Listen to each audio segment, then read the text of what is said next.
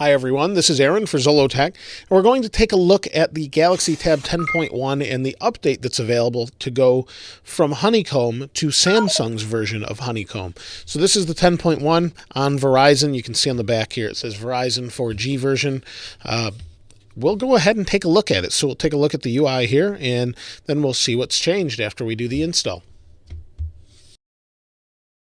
And I'll go ahead and turn it on. Now I have some background lights off just so you can see the screen. It's pretty reflective. But I do have the update available, and it wasn't available for some time. But as you can see, it's Honeycomb, and this is kind of the default setup for this device. I really didn't add many widgets. You can see Super Mario, it's a game there. That was added, but for the most part, it's kind of stock. There's just some shortcuts here at the bottom. There isn't a whole lot going on. It's nice, and let's see what it's like to upgrade to the next version. So if we go here, there are updates available. These are for applications. Let's go ahead and go into, it looks like it must be in the settings. It was available in another place earlier, but I canceled out of it just to see if we actually had that available update. So if we go over here to About, System Updates, it says there's an update. It's 351 megabytes, and it says that it includes feature enhancements and more, and to remove any shortcut or widgets from the home screen prior to updating your device. You'll be able to use the device for about 6 to 7 minutes. So I'm going to go ahead and remove some shortcuts. Actually, this one. And we'll go over here and remove this one. Now, I don't know that I need to remove all of them, just because I'm curious to see what happens if you don't. So that's gone from the home page there. Let's go ahead and go back into settings, and we'll begin the update. Now the update, like it said, is going to take a little bit of time. I must not have hit the button there. It's going to take a little bit of time, and we'll go back to About, System Updates, Download. So it's going to download and install. Now I'll try to capture some of this for you, but basically I'm not going to have you sit here for 7 minutes and just watch it install. So we'll do that, and then we'll take a look at this and we'll come back.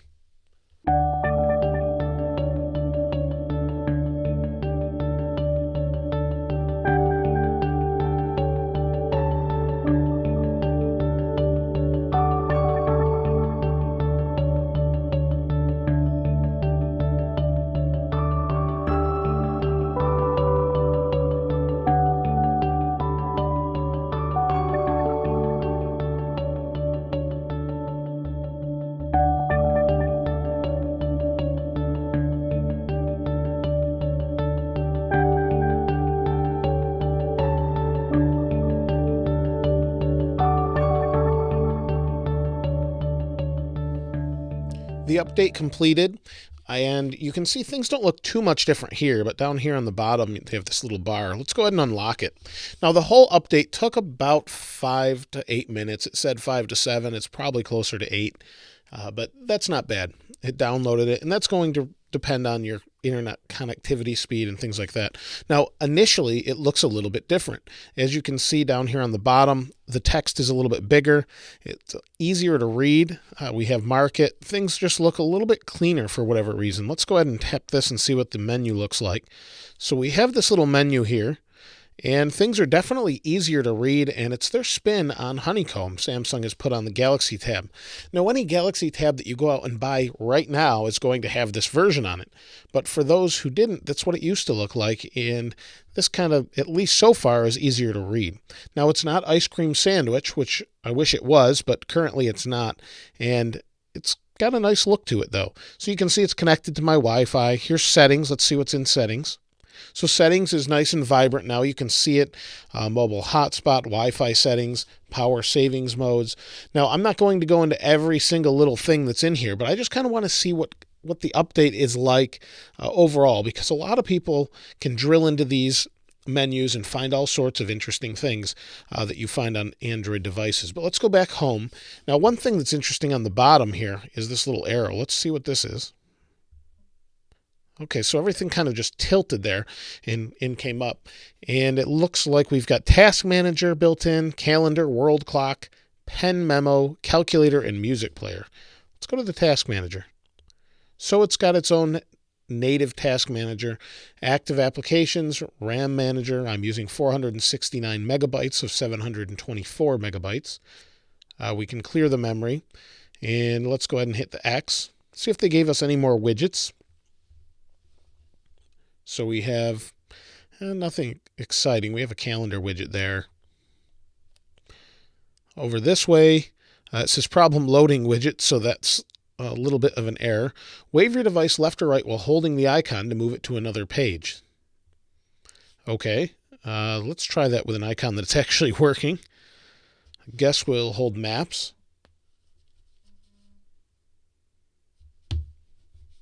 I don't know if it's going to work here. Let me move it over here and see if I can do it with my right hand.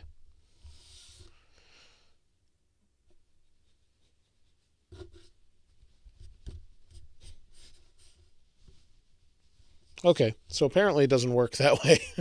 So either way, should be fine. It says application not installed. So it wanted me to delete the main little applications here as well. So that's kind of interesting. I can tap on it. It doesn't work, but I could remove them, which is good. I need to do that. And you can see I can remove all these. Oh, we're back to the widget thing here. We'll go back to this one. So you can see it's a little bit different. There's some other options. We have kind of the task switcher here. Let's go into apps and see what that looks like. So apps is a little bit different.